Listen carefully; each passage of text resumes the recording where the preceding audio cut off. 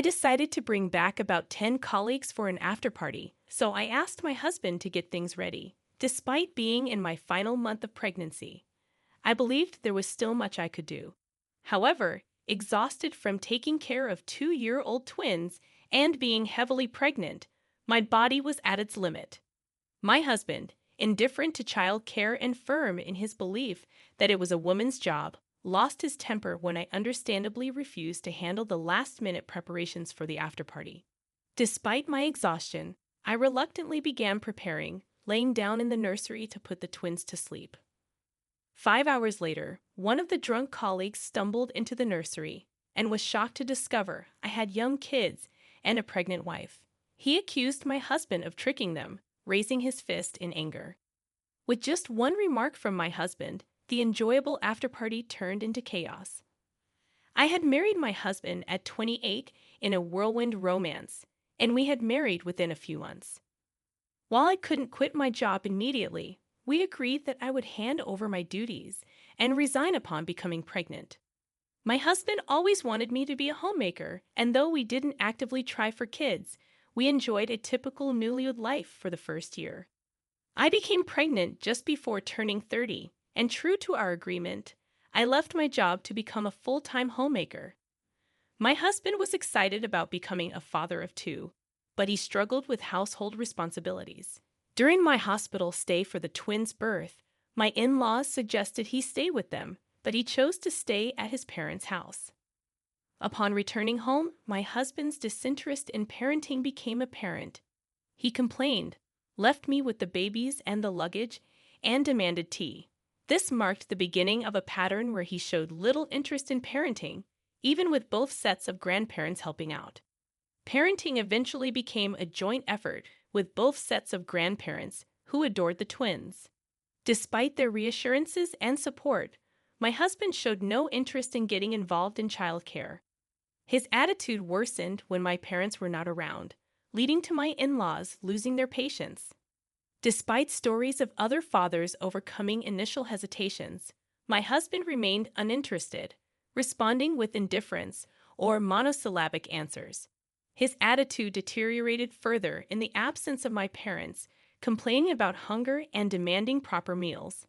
While I breastfed the twins, my husband criticized the use of ready meals, insisting on a home-cooked meal as a homemaker's duty. Despite my assurance that I didn't rely on ready meals all the time, he seemed dissatisfied even with just one item being store-bought. He viewed the use of ready meals as slacking off in housework, asserting that if he was hungry, he could make something himself. I suggested taking turns breastfeeding with formula milk instead of demanding a cooked meal, which initially shocked my husband. My in-laws scolded him, explaining that if I cook, there would be nothing left for a full-time homemaker to do, and if I breastfeed, what's left for a mother to do? Their lectures were followed by basic child care lessons from my father-in-law. Although my husband reluctantly helped, he remained sullen for the next 2 years until I became pregnant with our third child. During my second pregnancy, my severe morning sickness couldn't elicit any demands from my husband. He started doing more household chores and child care, thanks in part to my in-laws' initial guidance. However, he gradually found excuses to avoid these responsibilities. The turning point was when he cooked a meal that wasn't very tasty. Feeling unappreciated, he thought it was a waste of time, and his dedication quickly faded. Now he spends his weekends on hobbies, often coming home late on weekdays due to work or social engagements. Despite my requests for him to come home earlier or spend at least one weekend day with the twins, he prioritizes his personal interests.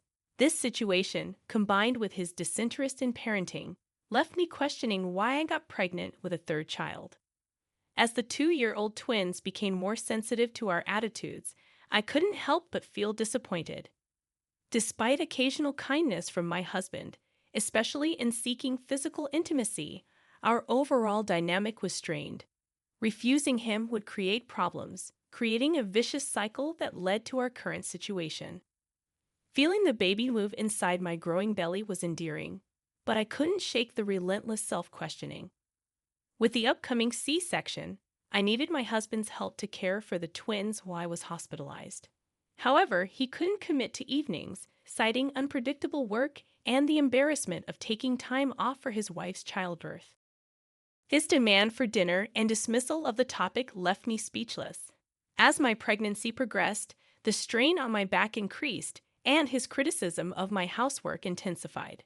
His logic, asserting that his earnings kept the family going, was infuriating. Approaching the 36th week of pregnancy, my movement slowed, and his lack of consideration added to my frustration. Yet, fearing harm to my body, I hesitated to confront him. I refrained from engaging in an argument, keeping my urge to argue in check as I absorbed unkind words from my husband. The 38th week of my pregnancy, scheduled for a C-section, was quickly approaching. My husband questioned the need for a C-section this time since it was just one baby, suggesting that natural childbirth might be more fulfilling.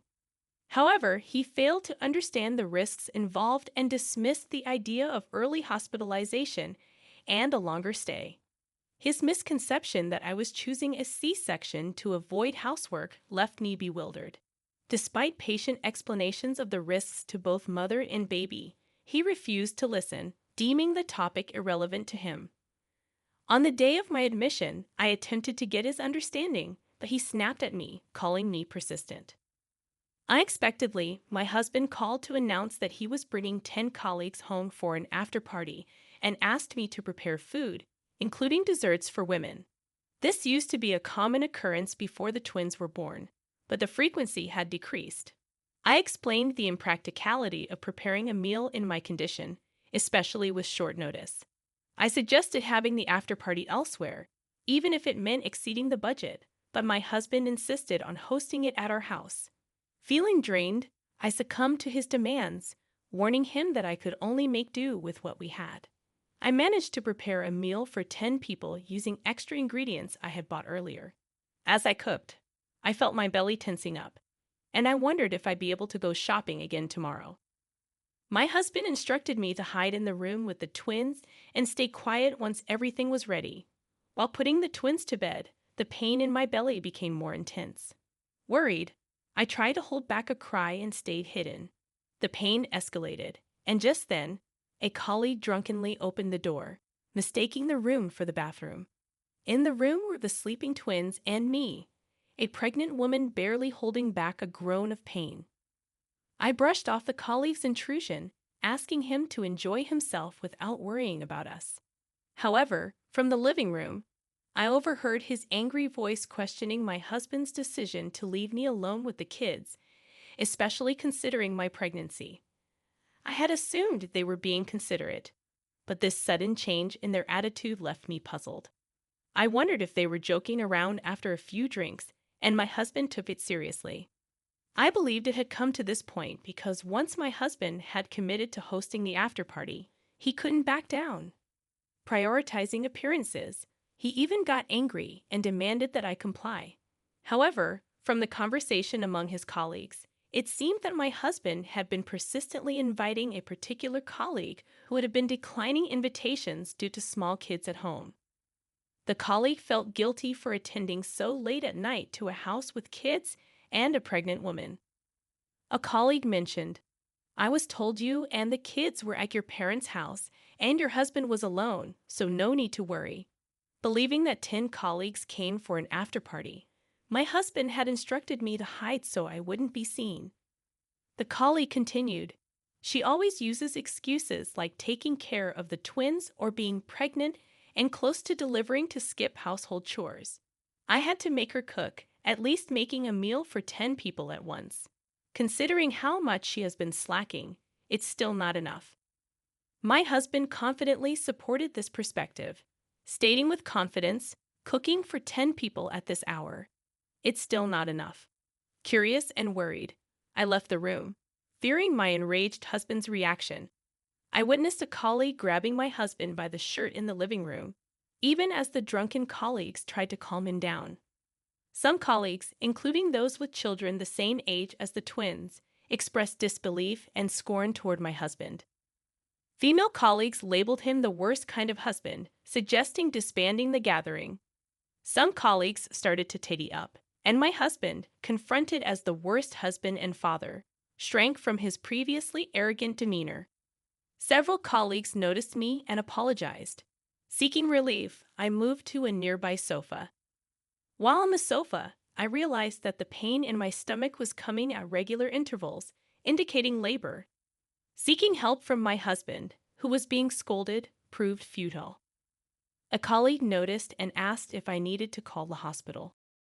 When I nodded, they handed me the phone. I managed to call the hospital, which instructed me to come right away. Attempting to get up to fetch my hospital bag, a female colleague offered to get it with my permission. At this hour, with my husband being useless, I wondered about calling my in-laws to take care of the twins. Instead, my husband suggested going alone and requested not to use the ambulance siren to avoid embarrassment. Blaming me for his self-inflicted problems, my husband argued that I should take responsibility for the situation. Suppressing my urge to speak out, I heard the sound of something being struck. Looking towards the noise, I saw one of my husband's colleagues slapping him across the face. The colleague expressed disbelief at my husband's actions, emphasizing that giving birth is a matter of life and death. My husband, still defiant, argued that he was not at fault and even threatened to sue for assault. However, none of his colleagues were listening anymore. As the commotion continued, the twins woke up, scared by the unfamiliar adults, and raised voices, and began crying. I found myself overwhelmed, not only caring for myself, but also having to soothe the twins, which frankly frustrated me. In such a critical moment, a useless husband who prioritizes his pride becomes unnecessary. Just as I contemplated calling my in-laws for help, a female colleague and a colleague with children offered to take care of the twins. Gratefully, I accepted their offer. The woman mentioned her experience caring for nieces and nephews, while the man shared that his kids were about the same age as the twins.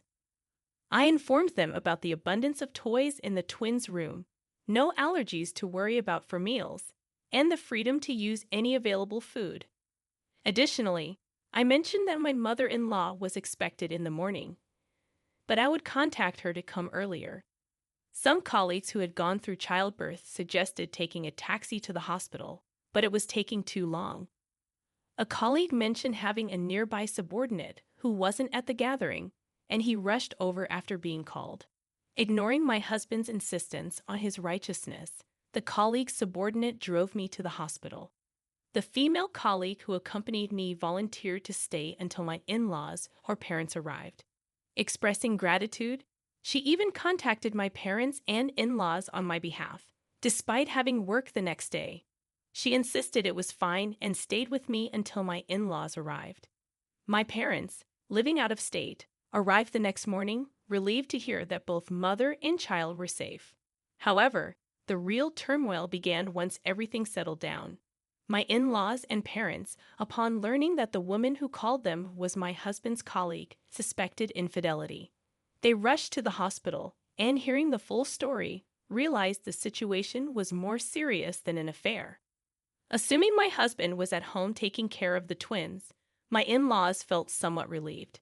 However, the reality was that colleagues were looking after the twins, and I had been forced to cook for 10 people while nearing childbirth. My in-laws apologized to me and my parents for my husband's misbehavior, suggesting it would be better if my parents were here. They left to deal with my husband. Upon arriving home, my in-laws found a scene that was apparently appalling. Most of my husband's colleagues had gone home, leaving only the 2 who had offered to look after the twins. They were busy caring for the twins and cleaning up after the gathering. My husband was sulking in a corner, drinking beer from a can. His father gave him a solid hit, and my mother-in-law thanked the remaining colleagues for their assistance. Later, my in-laws thanked the remaining 10 colleagues to express their gratitude and apology. When it was just my husband, his parents, and the twins, my mother-in-law took the twins out for a walk to shield them from their father getting scolded. Upon returning home, my husband's cheek was even more swollen, indicating a solid hit from his father. Despite the stern lecture, My husband insisted that what he did wasn't wrong. Upon my return home with our third child, my husband showed no change of heart in front of his parents, seemingly complying with their instructions. However, as soon as his parents left, he reverted to his old self. With 2-year-old twins and a newborn baby, I couldn't free up my hands, yet he continued ordering me around. He started blaming me for being an inadequate wife, claiming that was the reason his father hit him. Fed up, I decided to divorce him and informed my in-laws and parents about it. My parents supported the decision, and my in-laws, disappointed in their son, expressed no opposition, apologizing for the trouble he caused. Despite this, my husband strongly opposed the divorce, consulting his colleagues at work for advice, but they were surprised by his behavior.